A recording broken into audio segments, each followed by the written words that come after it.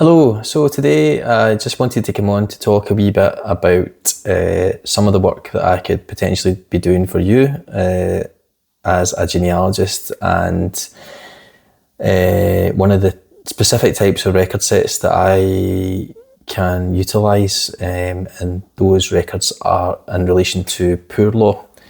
So poor relief records that are available here in Glasgow that I can access at Glasgow City Archives.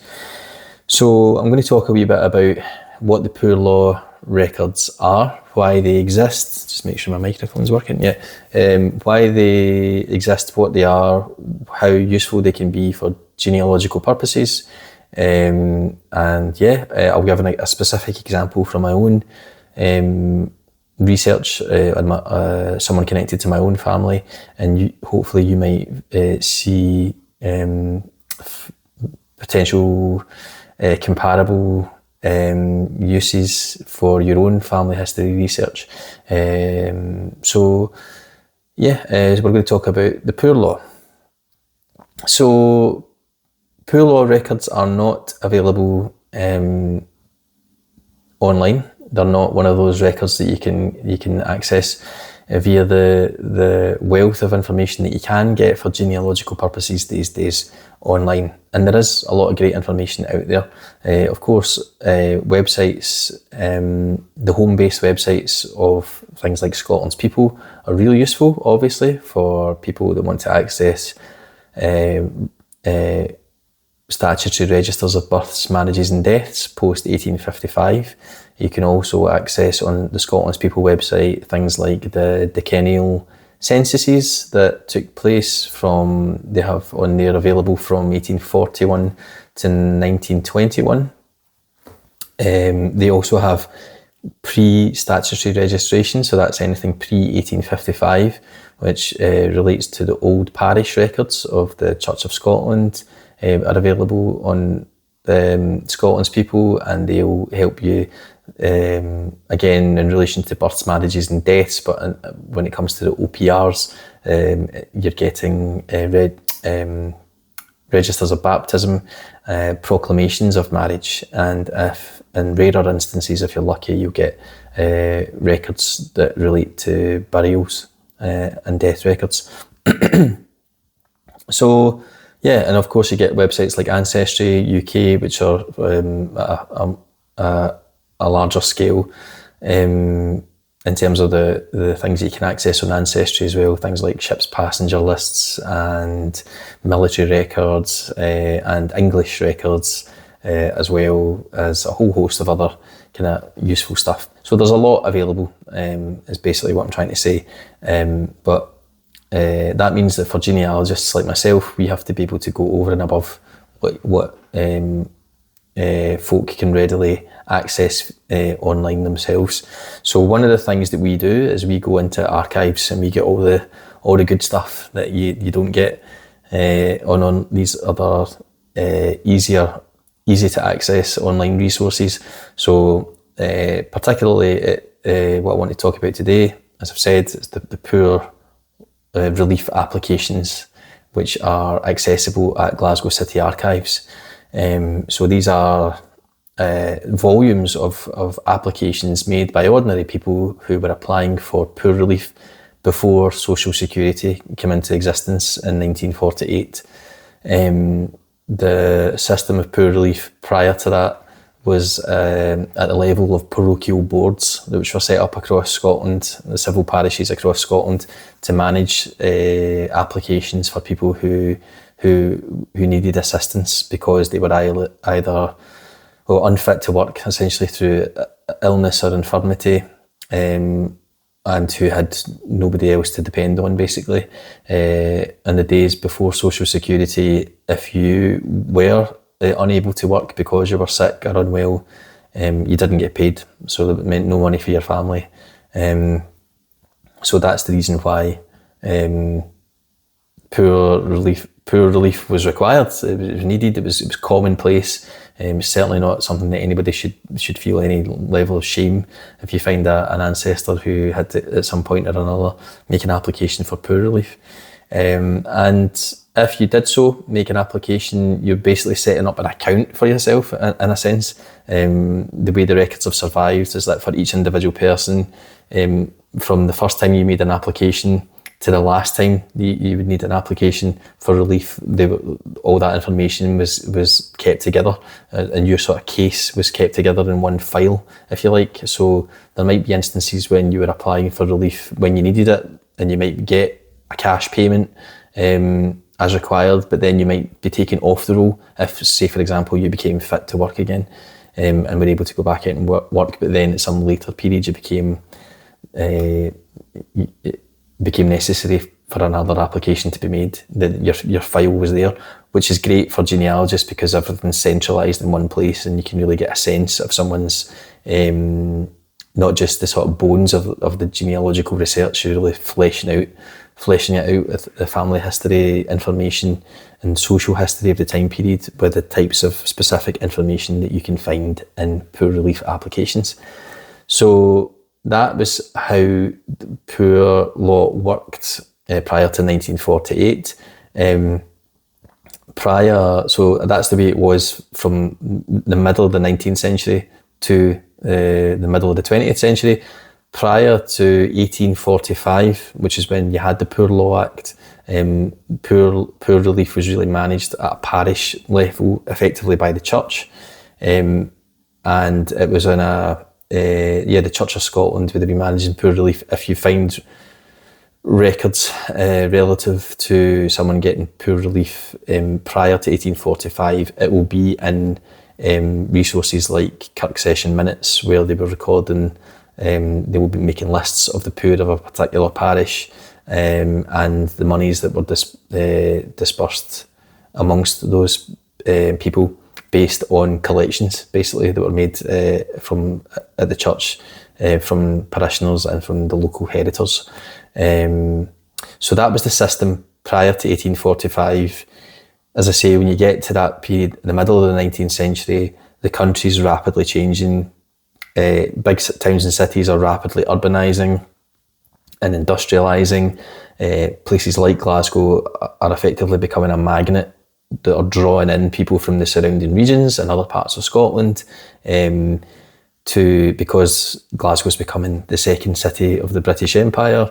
There was work to be had, a new opportunity for people. This is the time period when you're really seeing, if people are coming to Glasgow, you're seeing that transition of occupation from people being agricultural labourers or fishermen and then being pulled into the cities and taking up these new industries and getting involved in heavy industry like shipbuilding or just general there was such a demand for unskilled labour in Glasgow at the time that you get people, and as I'll explain with my own family, who came from the Isle of Tiree during this time period, who in the late 19th century, who took up residence in and around the River Clyde, so Plantation, Govan area, where I still am to this day, still living in the same, roughly the same neck of the woods in Glasgow. But yeah, those people were coming in, people who had been agricultural labourers were coming in to work on the docks, essentially, as dockyard labourers and the various other industries associated with this region in the city. So I thought what I would do is, so that's me I've given a bit of context as to what the poor, as to how the poor relief system worked, what it was used for. Now, why they're so key or so useful for genealogists is because of the level of information that's recorded in a poor relief application. So basically, if a person was making an application, they would have to go to the inspector of the poor. So this is the person who you would be going to make your appeal to and start off your application process. And the inspector of the poor had the authority to either to refuse or confirm or allow your application to go through and grant you relief. So they basically said whether you were deserving or undeserving, effectively. And they were keen. The way that the system worked was that individual parochial boards were keen to track a person's, an applicant's history, so that they could find out where the person had originally come from, because the system worked on the basis that the parish or the place where the person had originally come from was the place that would be responsible for their upkeep in relation to poor relief. So they were really trying to track that information as much as possible to find out where a person came from, find out if there was anybody else in their family who they could depend on, and just find out, you get information recorded that you don't, a level of detail that you don't get in any other resource really. You get, like, they'll record a person's physical characteristics. They even get sometimes recorded what their general demeanour was like, and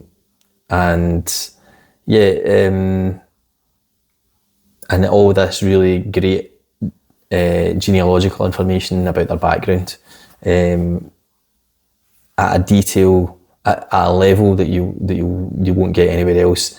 And the great thing about it is it's all centralised in a particular set of documents on one place.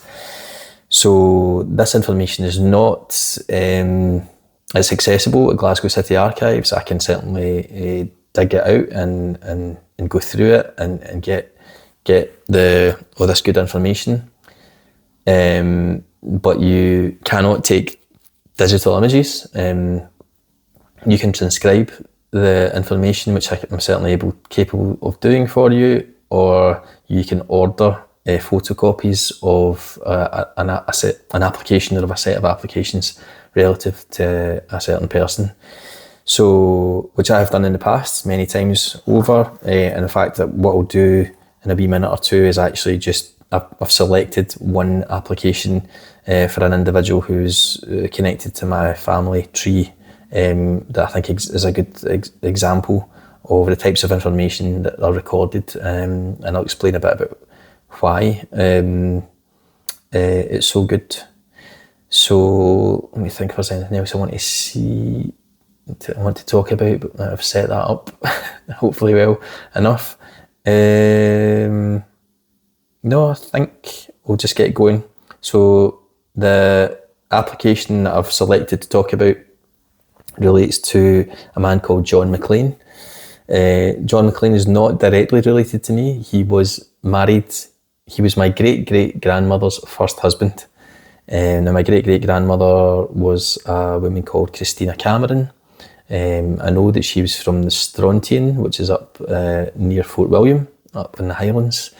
And she ultimately married my great-great-grandfather, a man called Archie Henderson, who came from Tiree, and they get married in 1888. But when over the years, doing the family history research, it became evident to me that Christina had previously been married. Before she married my great-great-grandfather, she had married another man who was also from the island of Tiree. So two men from Tiree. I don't know if they knew each other.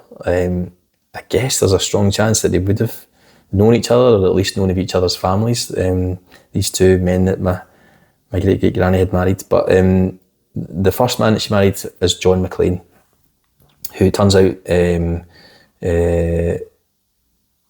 unfortunately died in 1885. But whilst he was still living, John made an application in the latter years of his life, and there was to the parish of Govan Combination, a parochial board called Govan Combination, because that particular parochial board's set up in conjunction with the Gorbals parish.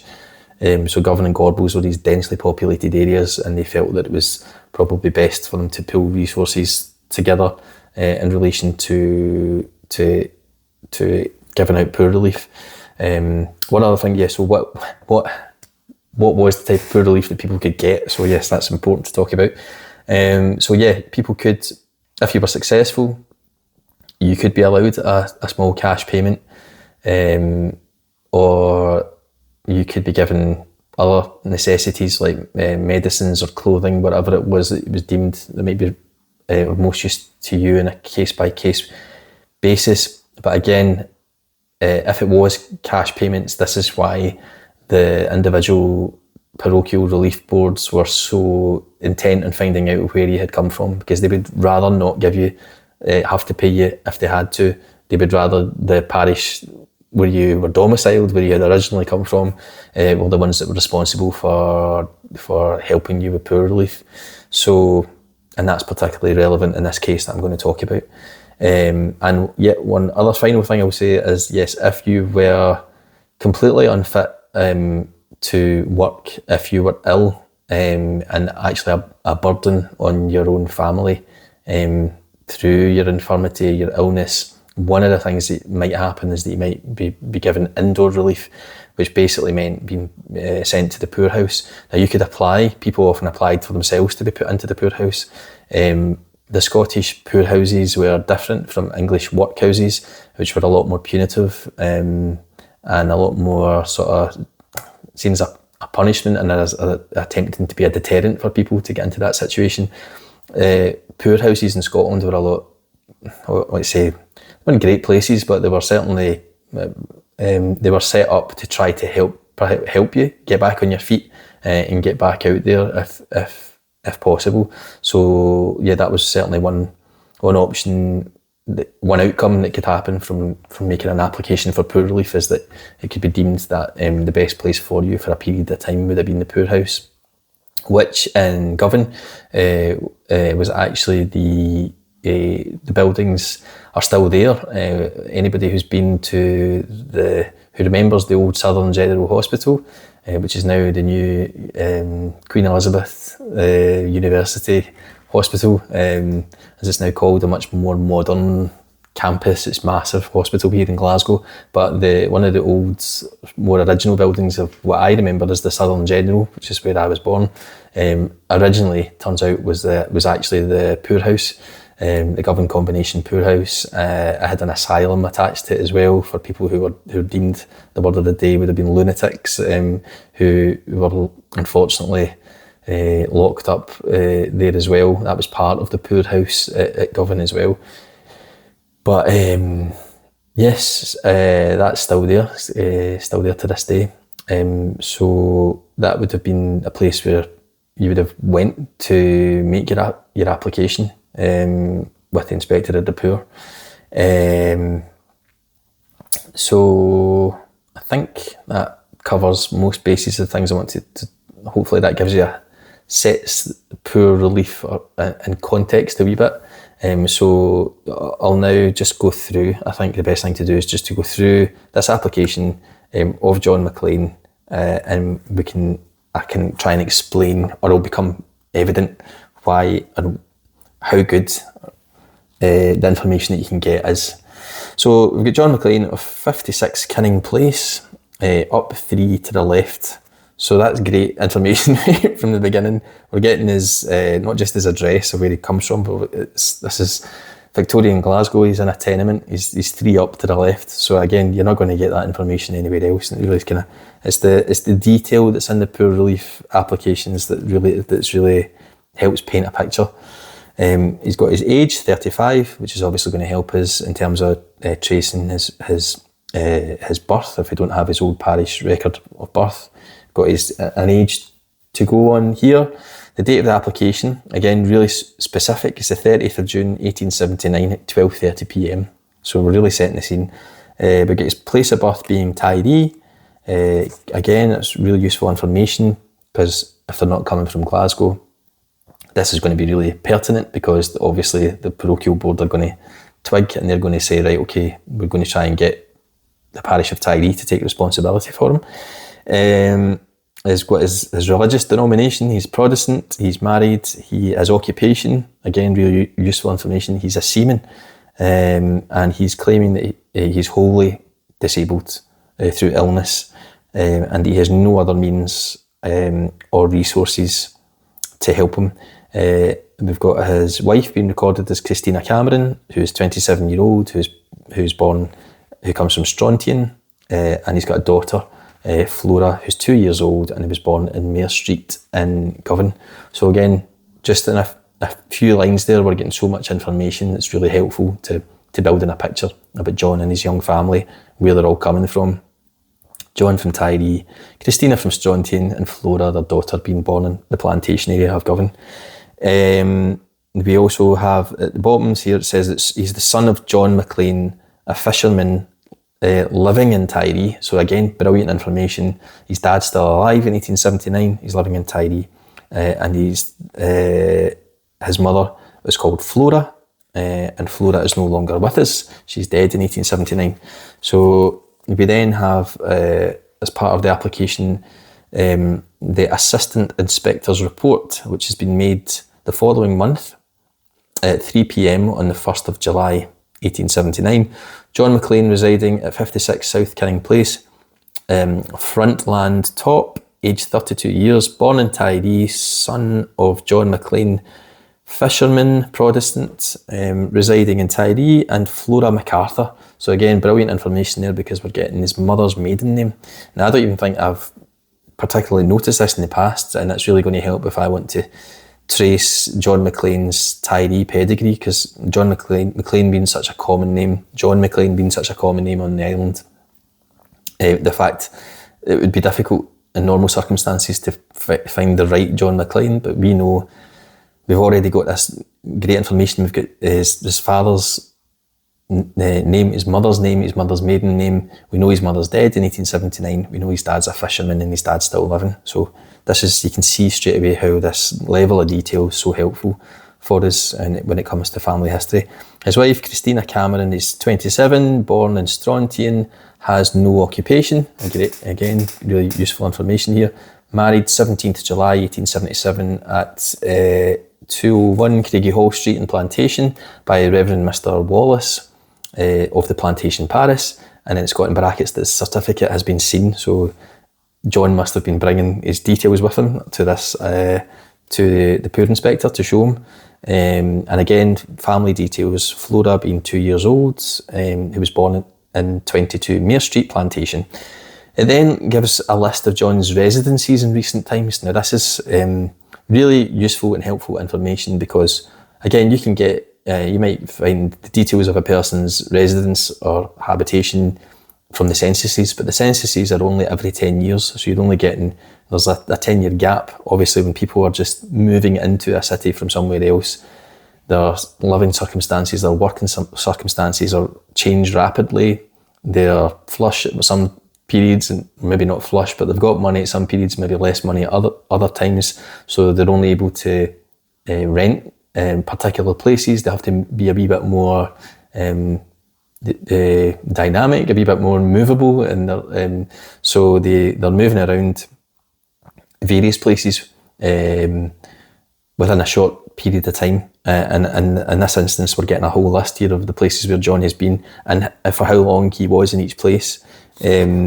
So, like I said, he's been in Crookston Street, Mere Street, 106 Blackburn Street, Commerce Street. These are all streets that are in the sort of Plantation, Tradeston, Kinning Park area of Govan and Glasgow.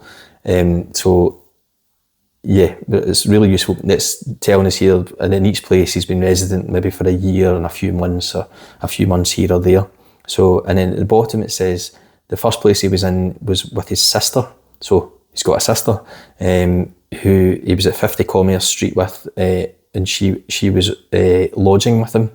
So either he's moved, they've moved down together from Tiree, or he's lodging with her or she's lodging with him. This man has been at sea from an early age. Brilliant. So we're starting to get a bit more detail about his life now. On many voyages to New York, to the Mediterranean, etc., etc. So he's a merchant seaman. Again, thinking about the nature of his illness, that's it's probably more common for guys who were at sea to get things like syphilis. When he came back to Glasgow, his residence was at 106 Blackburn Street with his sister. His voyages extended over a period of 3 months or so at a time, sometimes less. So again, you're not going to get that information anywhere else. Says he's been off work since the 22nd of April 1879. He's been certified wholly unfit from epilepsy, cardiac disease and tertiary syphilis. So yes, that's the description of John's illnesses there. We can see why he's wholly unable to work. And we're getting information that this is his first application. And at the bottom it says that the settlement should be in Tiree on account of his birth. So presumably from that period onwards, John's application has been sent up to Tiree now that they've recorded these particulars, and we have a letter dated 1881 which looks like it might be sent to Tiree. Your last admission of liability in this case is dated 1880. He reapplied here on the 11th of February 1880 and being certified unfit for work, I gave him one payment of 5 shillings and now await your remission with instructions, which please favour me with as early as convenient. So it looks like potentially he's still seeking help in 1881, and that's a loose leaf letter that's in with John's application, which may have been one of the particulars that were sent to Tiree. At the back of that letter it just says 1881 admitted to poorhouse, so he's potentially been admitted to the poorhouse because of his illnesses in Glasgow and Govan, but Govan are trying to get Tiree to take on responsibility for his payments. We then have a medical certificate from the Board of Supervisors for the parish of Govan Combination, and again it's just given us the same information. It was assessed by a Dr. Taylor on the 30th of June 1879, gives his name, his residence, and the nature of his illnesses being epilepsy, cardiac issues and tertiary syphilis. And then again another statement of particulars, which I think again these are details that should have been getting sent up to Tiree to try to get them to take ownership of John. 4th August 1879, and again it's all the information that I've mentioned previously about his name, place of birth, being Tiree, his occupation, his religion, his marital condition, place of marriage, details of his parents, John McLean and Flora MacArthur, details of his wife, of his young daughter, and the fact that he had been allowed 3 shillings per week, and then it says has now ceased. So at some point he was getting 3 shillings a week. It might have been initially, again the date of these particulars is in 1879. So what next? Again we get a list of his residencies. Another note that he's been, again it's just a record of him being at sea for on voyages to New York in the Mediterranean. I claim on your parish in respect of birth. So yeah, this has been sent to Tiree. And then we have a note on the back, a handwritten note that says that the notice was sent to Tiree in July 1879. We have, it was followed up in August, and then it says that from Tiree they have received admittance of liability by August, and then it's got another note saying October, from Tiree admitting liability. And then final pages, I think, of Eustace. So reapplication by wife, and she was getting 3 shillings a week. So she would have been getting, when is this? In August 1879. So it was in 1879 his wife was getting 3 shillings a week. Again, I suspect that was probably coming from Tiree once they accepted John. Oh wait a minute, by his wife. His wife is applying as well as John. admitted on October 1879, sorry.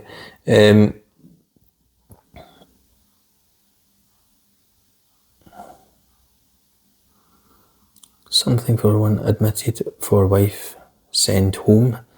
So it looks like he might have been in and out in 1879. It just, again, it says he was admitted for wife and then sent home. Again, this is 1879. And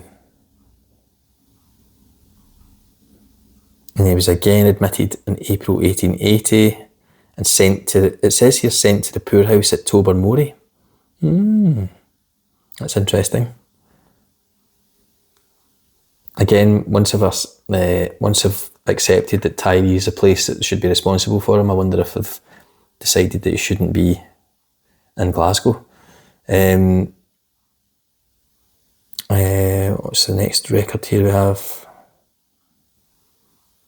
At 37 Plantation Street, he was getting 2 shillings and 6pence. And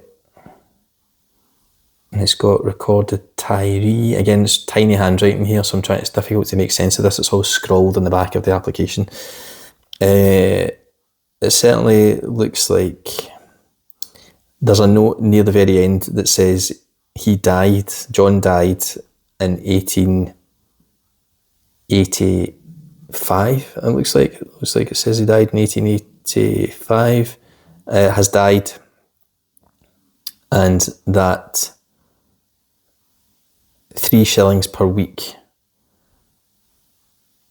for his widow. So, excuse me, my stomach's rumbling. I don't know if that's coming across in the microphone, but he was getting. So even after John died, that's interesting.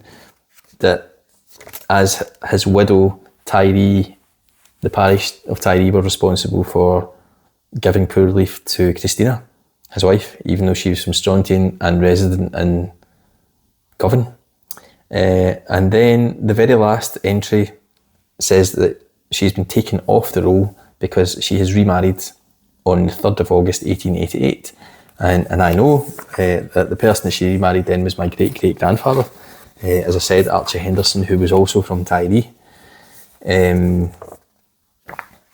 So that's fascinating in and of itself. I know that from doing additional research that I was able to ascertain that I was looking for the place of burial for my great-great-grandfather, who also died. He also predeceased, unfortunately, Christina. So she had 2 husbands from Tyree who died before she did.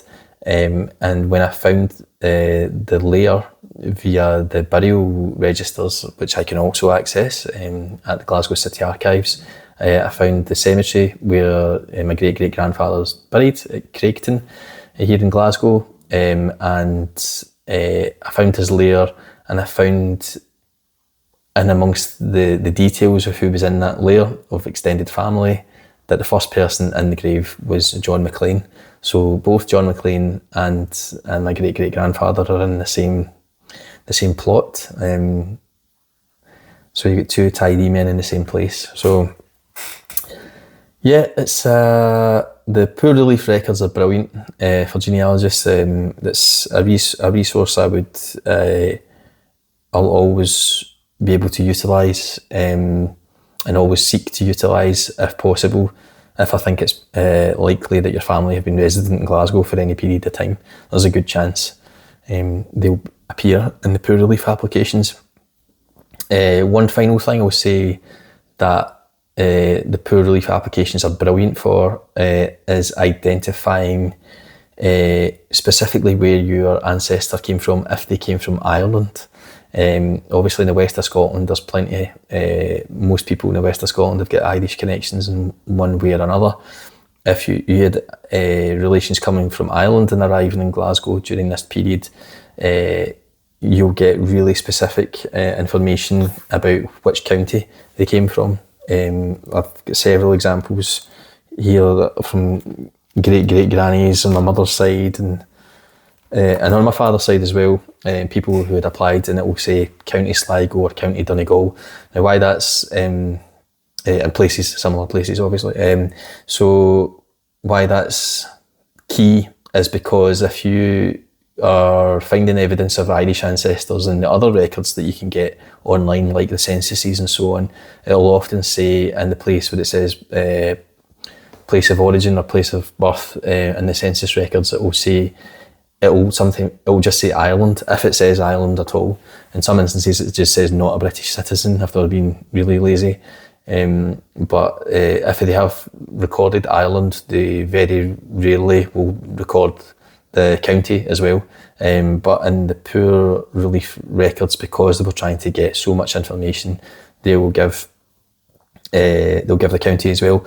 The other great thing about that, because obviously you're not going to get Irish records on sites like Scotland's People, is that in the poor relief records they'll name if someone's from Ireland, they'll name the person's parents as well. So you get the name of their parents, you get the county where their parents came from, you'll get the occupation of their parents as well, which is all great stuff. It's all the good stuff you need for family history when it's going beyond Scotland and into Ireland. So yeah, they're a wealth of information for genealogy, and great resource, one I can access for you easily enough at Glasgow City Archives. And yeah, hopefully that's been interesting for you. If you might have a think now about your own family tree and think if there's any kind of comparable individuals in your own family tree who might have come down to Glasgow, then I would be more than happy to search the Poor Law records for you as well. So thanks for listening. I will be back to talk about something else in relation to genealogy or social history sometime in the near future. I'll leave it there for now. Bye bye.